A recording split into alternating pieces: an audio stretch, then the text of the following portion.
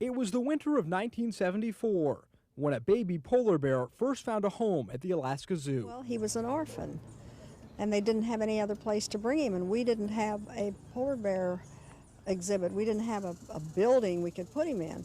Or a name. I came home from work one day up front, and here he was, and they were calling him Binky. I said, who decided that? That's awful, awful. And they said, well, nobody seemed to know, but the name stuck. And, you know, I've gotten used to it over the years. For the first few months, this tiny cage was Binky's home. And he was so big before we got him out that he could have lifted the roof off easily, but he didn't. Except once. One time, when he was in the cage up front, somebody left the door ajar. And my son-in-law, who lived next door, looked out the kitchen window, and Binky was just going by the window. And he called me. I lived across town, and he said, say, Sam, Binky just went by the window. After that, Binky moved into a new home where he got a visit from the dentist,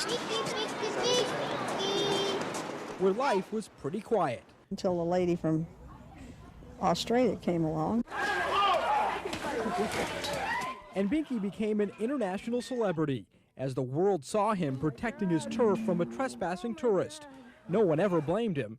He was loved worldwide. You know, a little fellow like that, and they grow up, and you go down there. It really warmed my heart last night when I went down there, and he was just still almost under the anesthetic.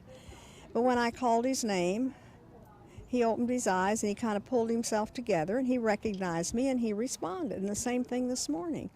I just didn't dream he was going to die.